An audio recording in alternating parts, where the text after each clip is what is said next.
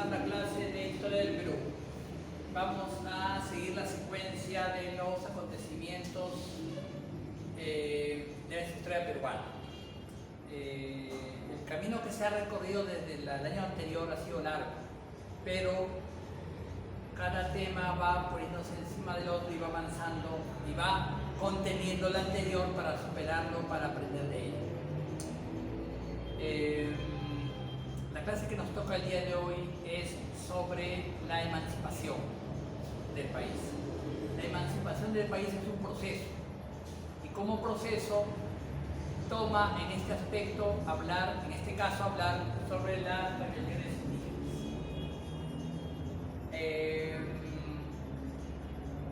La sociedad peruana, que se forma a partir del aporte europeo español, va a construir un nuevo tipo de sociedad a partir de ella. Y ese es el Perú moderno que hasta ahora tenemos, 200 años después. Pero los cimientos están aquí justo, en este proceso de unión de la cultura europea con la cultura americana, con la cultura peruana en este caso, y España principalmente europea. Entonces, ¿qué sucede? Se forma en este país dos repúblicas, la República de Indios y la República de Criollos. Primero fue de los españoles, pero después sus hijos que nacieron y se establecieron aquí serían los llamados criollos, es decir, hijos de un español con una natural, ¿no? Como un indígena, o español con español también, pero ya nacido acá en el Perú. Eso daría origen ¿a qué? A un criollo. Entonces vamos a observar que los primeros intentos de emancipación y de formar una república no pasaron por los criollos, pasaron por los indígenas. Y eso en buena medida pasa ¿por qué? Por el concepto de patria que ellos tuvieron. No quiero decir con esto que los criollos no tuvieron concepto de patria, sí lo tuvieron, pero ellos lo tuvieron desde el mismo momento de la conquista. Ahora bien, otro es sobre la formación de la mayoría de personas que conformaron esta reciente república fueron indígenas, ¿no? Entonces, por eso es que los movimientos de emancipación primarios en el Perú fueron de naturales y de indígenas, ¿no? Es decir, son la inmensa mayoría y ya tienen un concepto de nación, de país, a partir de la conquista española. Claro, con esto no quiero decir ni desechar que también haya habido un proyecto pues criollo de emancipación y de país y de república. Sí lo hubo, pero ese concepto nace a partir de la conquista y tiene mucho que ver y de tomar con lo europeo que lo propio americano, ¿no? Con lo propio incario, por decirlo así, con lo propio del imperio incaico, ¿no? De lo cual sí se nutrió este movimiento o movimientos indígenas que sucedieron como precursores de la independencia. Aunque a algunos no les guste ese término, bueno, tanto también por la forma de la actuación y las consecuencias que se derivaron de ello. Vamos a notar, y aquí lo dice muy claramente la información, el nacimiento de un nacionalismo indígena. Yo no estoy tan propiamente de acuerdo en ello. Sería un renacer del despertar andino, del despertar indígena. Y es en buena parte porque también la economía española, conquistadora, incide más en la parte rural o se siente más hondamente difícil en la parte rural de nuestro país, la serranía. El nacionalismo indígena tiene pues el objetivo de ser un trasplantador del proyecto incaico que tuvieron los últimos incas de Vilcabamba y que recogen la tradición anterior. Jóvenes, les he contado anteriormente que el imperio incaico no fue un imperio que fue conquistado fácilmente, como en la mayoría de libros se ha tratado de decir en años y décadas pasadas. No, la conquista del imperio incaico ha durado 40 años, jóvenes, que es el tiempo y hasta un poco más, que ese tiempo de resistencia que tuvieron los llamados incas de Vilcabamba. O sea, después del sitio del Cusco, después de la derrota de Manco Inca, ¿no? Viene toda una serie de levantamientos y de guerras de resistencia y guerras de guerrillas en el sur peruano, principalmente en el Cusco, aunque también se prolongó otros valles como también pues, la Convención, Huamanga, Huancavelica, Arequipa, Puno. Fueron levantamientos de indígenas en contra del establecimiento definitivo del virreinato español y que duró cerca o aproximadamente 40 años. Un proceso de guerra muy largo. Ni las guerras de Napoleón llegaron a ser tan extensas, por decirlo así, ¿no? Entonces el Imperio Incaico no fue conquistado fácilmente. Se tuvieron que hacer toda una serie de tramas, de acciones, de omisiones para que pudiera ser finalmente sojuzgado. Ahora bien, esto también tiene que ver mucho con la concepción mesiánica que tuvieron los incas, ¿no? Ese mesianismo que les hace despertar la propia iglesia sin darse cuenta, ¿no? Pero que ellos lo enfocan a la antigüedad incaica, ¿no? El retorno de Huiracocha no fue la llegada del conquistador español, sino de un libertario, ¿no? Algo así, tomar el mesianismo cristiano y adaptarlo al mesianismo de los rebeldes indígenas de aquella época. Estamos hablando del siglo XVII, siglo XVIII, ¿no? Siglo XVII y sobre todo del siglo XVIII, ¿no? Entonces, todo eso pues va a formar un meollo importante en el pensamiento de millones y los ritos de millones de indígenas que se levantarían. No tenían armas, pero tenían una idea que orientaba a todos, lo cual es muy importante eso, ¿no? Que haya un objetivo común. Las armas se pueden conseguir, el objetivo común a veces no se puede conseguir. Y cuando se consigue ese objetivo común es más peligroso incluso que las armas. Entonces, ¿qué sucede?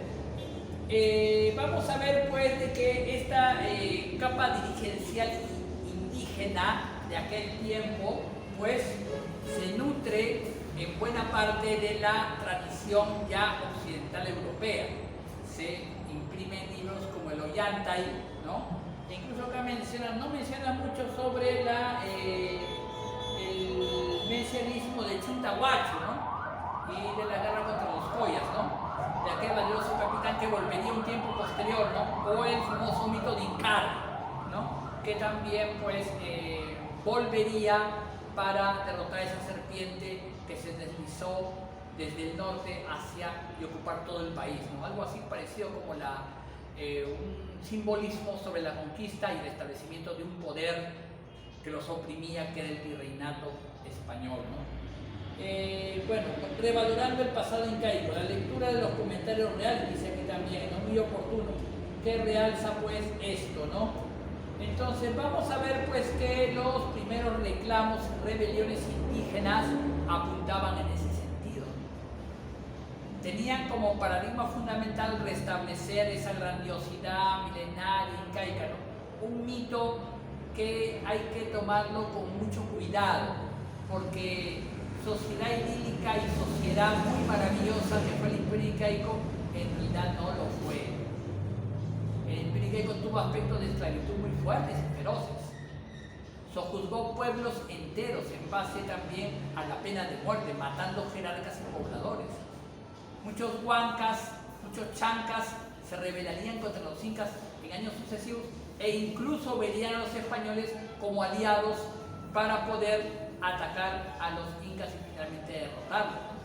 Hay batallas en que los españoles miraban nomás, ¿no? Les hacían pelear a los incas contra los chancas y los huancas para debilitarlos, ¿no? Ellos ganaban mucho en ese aspecto, ¿no? Entonces vamos a notar pues de que ese mesianismo es creado también, es en parte alentado por una fantasía judeo-cristiana. El cristianismo, al entrar bajo su versión católica al virreinato peruano, alentó sin darse cuenta eso, ¿no? Entonces pues vamos a ver que los primeros reclamos y levantamientos tienen que ver mucho con ello. Acá me menciona uno: entre 1722 y 1732 Vicente Mora Chimo Cápac de la parte norteña, ¿no? Un muy capitán Humo, se podría decir, ¿no?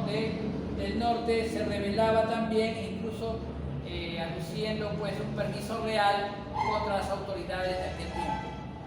Lo mismo pasaba en otros sectores, ¿no? Los curacas de Paita, por ejemplo, los curacas cusqueños, también Andrés Ignacio Capma Condori y José Orco Guaranca, que elevaron quejas contra los abusos de los corregimientos y contra la acción de la encomienda española, ¿no? Y de los impuestos que le sucedieron en la administración de los territorios, ¿no? Elevaban pedido para que esa república de indios, esa reducción de indios que también hubo aquí en el Perú, cesase, ¿no? Y que el poblador pudiese estar libre de su territorio, ¿sí? Y no encuadrado, enclaustrado como lo tenían las autoridades españolas en un terreno adscrito para su trabajo y su vida, nada más. Entonces vamos a observar pues que aquí la información me manda dos importantes rebeliones posteriores a las que he hablado, ¿no? Está el de Juan Santos Atahualpa y está el de Túpac Amaru II, ¿no? Estamos hablando ya del siglo XVIII sobre todo, ¿no? Vamos a tomar primero el de Juan Santos Atahualpa.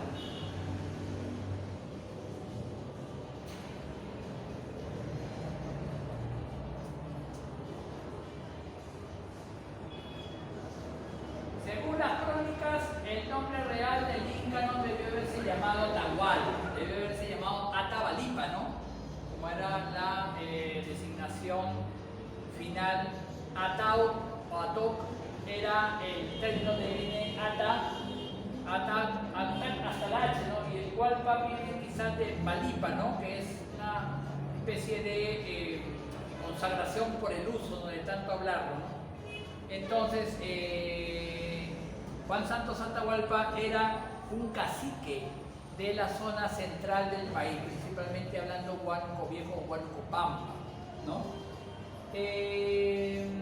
Vamos a ver pues de que este hombre que se hacía pues llamar descendiente del Inca Atahualpa y que pregonaba con ello una reinstauración de su gobierno y la continuación del mesianismo incaico, ¿no? Y fue uno de los creadores propios del mesianismo incaico de la conquista, ¿no? O posterior a la conquista con el virreinato, pues organiza un ejército para poder enfrentarse al poderío español. Entonces derrota pues en Huanacopampa y en Banao a las tropas españolas, contando con el auxilio de las tribus cercanas, los panataguas, que ya se habían pues ya domesticado porque eran salvajes. Los panataguas se unen a su movimiento, que comienza en Gran Pajonal, 2 de mayo y Yacomayo. Avanza hasta la ciudad de Huánuco Viejo, pone sitio a la ciudad y la toma. Avanza luego hacia el sur. Sin embargo, su movimiento también se mandó para Chanchamay y Tarma, como nos dice la información, aunque de una manera más débil. El gobernador de Tarma, el general español José González Prada, pues recibe refuerzos militares desde Lima, cientos de hombres, caballos y cañones para enfrentarse, arcabuces de esa época, a las fuerzas de Juan Santos de Atahualpa, ¿no? Y lo derrota en la célebre batalla de Puente de Ambo. Estamos hablando, Ambo es una localidad que está al sur de Huánuco y que forma una provincia actualmente, ¿no? Lo derrota ahí en Puente de Ambo y dispersa el movimiento. Y bueno, el movimiento se va pues debilitando, derrotado, pero nunca se encontró a Juan Santos Atahualpa. Se asume por las crónicas de aquel tiempo que se internó en la selva y que nunca más apareció, lo cual acrecentó pues el mito de que se había convertido en un ave y había volado a los cielos, ¿no? Entonces, en una serpiente que llegó hasta la selva inaccesible, ¿no? Nunca se encontró su cadáver, nunca se encontró su cuerpo, ni vivo ni muerto, por supuesto, de de este personaje interesante que incluso en un momento determinado llegó a poner en peligro el abastecimiento de alimentos hacia Lima. Estamos hablando de 1750 aproximadamente, ¿no? Su movimiento revolucionario. Fue el primero de los más conocidos que se tiene historia, ¿no? O documentación. Los anteriores no se tiene documentación, no ha habido, pero no se tiene documentación sobre ella de manera tan precisa, tan puntual como la de este personaje, Juan Santos Atahualpa, ¿no? Entonces el mesianismo que crea es interesante, ¿no? Pero va a quedar solamente en eso, ¿no? Como un intento de rebelión muy puntual en la parte central del país. Ahora bien, la segunda rebelión, y que fue la más fuerte y que creó pues una especie de conciencia colectiva indígena, fue la de José Gabriel Condorcanqui, más conocido como Túpac Amaru II.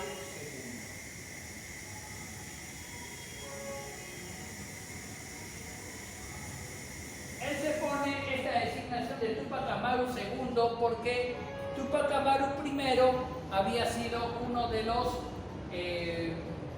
últimos incas atacantes de Vilcabamba, ¿no? De 1580, 1590, que en realidad tenía el apodo de Túpac Katari, ¿no? Entonces Túpac Amaru II era un cacique, era un jefe local, ¿no?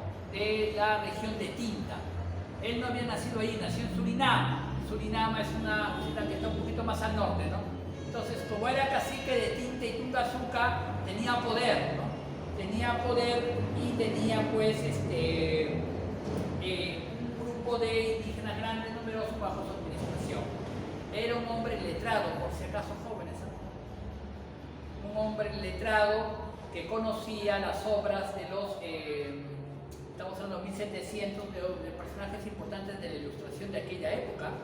No era un hombre letrado como trata de poner la leyenda, no. Era un hombre letrado, formado en la educación europea incluso, ¿no? Así que él tenía mucho ascendiente también en los incas. Incluso se llega a decir, aunque no se ha confirmado del todo, de que él viaja a Madrid para entrevistarse en la corte española. Él funda un movimiento indígena con el objetivo de reinstaurar el poder indígena a partir del sur del Perú, en el Cusco.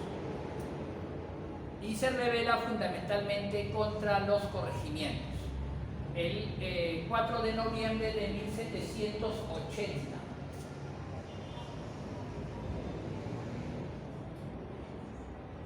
Comienza su insurrección en Tinta, captura al día siguiente al corregidor Antonio de Arriaga y lo somete a juicio público y lo terminan ahorcando a Arriaga por ser un funcionario exactor, es decir, abusivo y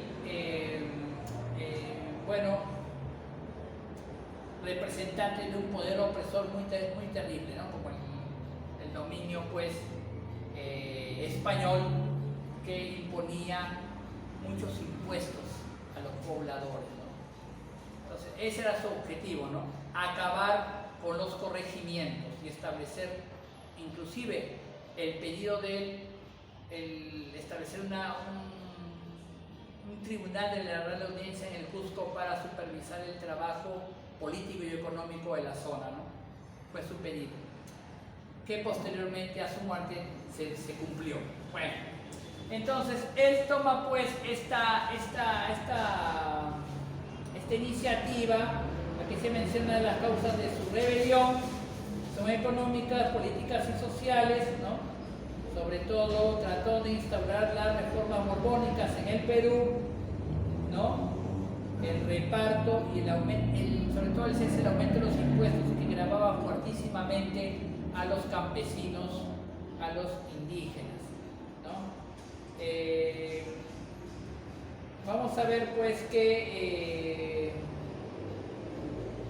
este ejército formado por Túpac Amaru vence en las afueras del Cusco a las tropas pues españolas, una débil guarnición, ¿no? En la ciudad de Sangarará, ¿no? Eso está cercano al Cusco, ahí lo derrotó, cercano al pueblo de Sangarará. Pero el objetivo de Túpac Amaru no era tomar totalmente el Cusco, ¿no? En el primer momento. Se retira al sur, hacia la zona de Lampa y Azángaro, en el Puno, para avivar el levantamiento de miles de indígenas en esa zona. ¿Tuvo un cierto eco eso? Por supuesto que sí, porque en la zona sur ya se habían producido otros levantamientos, ¿no? O paralelos a ellos. El de Julián Vilca, el de Cristóbal Túpac Amaru y otros más. Es decir, ya estaban levantándose focos, por decirlo así, guerrilleros en el sur del Perú. Indígenas, por supuesto, levantamientos indígenas contra el poder extranjero, ¿no? Entonces, ¿qué sucede? Desde Lima se manda una expedición fuertemente armada al mando del visitador Areche. Este visitador Areche, Antonio de Areche, despliega sus tropas y, mediante un hábil movimiento, cercó a las tropas de Túpac Amaru en la zona de Apacheta. Aquí hay que tomar en cuenta, en el Cusco también, un aspecto fundamental. El ejército español también estuvo secundado por algunos líderes criollos, ¿no? Y mestizos. Entre ellos, ¿quién estaba? El brigadier español Mateo Pumacahua. Miren, para ese tiempo Mateo Pumacahua luchó contra Túpac Amaru, pero después vamos a ver que en 1811 Mateo Pumacahua luchó contra los españoles. ¿Qué le parece, no? O sea, pasan unos 30 años después y la actitud de este brigadier y con parte de tropa mestiza hace la insurrección en Arequipa, 1811. ¿No? Qué interesante, ¿no? Entonces los logran derrotar y los logran capturar a ellos, ¿no? Estamos hablando ya de 1781. Perdón, me equivoqué, la batalla no fue a Pacheta, fue en Checacupe. Checacupe es una zona cercana al Cusco. Entonces en Checacupe son capturados Túpac Amaru, su esposa Micaela Bastida, sus hijos y sus familiares que también llevan a cabo el levantamiento, ¿no? En mayo de aquel año. Y para el 17 y 18 de mayo de 1781 son ejecutados en la Plaza Real del Cusco, ¿no? Sobre la forma como fue justiciado Túpac Amaru hay controversia, porque hay crónicas que dicen de que el cuerpo de este señor fue fuerte, ¿no? Y alto, fue amarrado a la cincha de 4 caballos por sus costados, brazos y piernas. Otras crónicas no nos demuestran así. Entonces, esa es una especie de controversia. Parece que fue ajusticiado, fue ahorcado y ajusticiado. Bueno, queda como símbolo de el primer levantamiento importante del Perú y de América contra un poder opresor como lo fue el virreinato del Perú, el virreinato español aquí en el Perú, ¿no? Entonces, este acto, este levantamiento que se ocultó durante 2 años, pero que tuvo repercusiones también en el sur del Perú muy grandes, tuvo consecuencias. Estas consecuencias se pueden agrupar de acuerdo a este aspecto. En el político, logró que los corregimientos sean reemplazados por las intendencias. Es decir, la administración territorial colonial sufre un cambio que se heredaría en 2 comienzos de la República y que se lograría posteriormente con los llamados departamentos, eran las intendencias. La intendencia como administración supuso una mejora en algo al indígena. Se suprimieron también los tributos en parte, no en todos, hacia el indígena. Entonces son dos grandes conquistas que realizó Túpac Amaru en este aspecto, ¿no? En este caso. Después, lamentablemente, hay que tener en cuenta esto, ¿no? De que su derrota, pues, destruye todo intento de un mando indígena con respecto a la emancipación. Es decir, quedó descabezado todo un movimiento. No se levantó otro líder principal que pudiera ser o tener esa resonancia importante contra el poderío español. La información nos dice así de esta manera, ¿no? Las medidas de control y represión se acentuaron mucho después de la rebelión, ¿no? Ya se carece de liderazgo propio y se carece de iniciativa incluso indígena, ¿no? Se combatió posteriormente todo tipo de propaganda cultural o científica que tuviera que ver con la incentivación del nacionalismo indígena. Se prohibió los comentarios reales, se comenzaron a clausurar una cierta tipo para no alentar, ¿no? el mesianismo incaico a partir de la cultura, ¿no? Entonces, los quechuas, como se dice aquí, prácticamente quedan relegados. Con la derrota de Túpac Amaru, el movimiento indígena peruano quedó destruido, se podría decir, el movimiento indígena de resistencia, ¿no?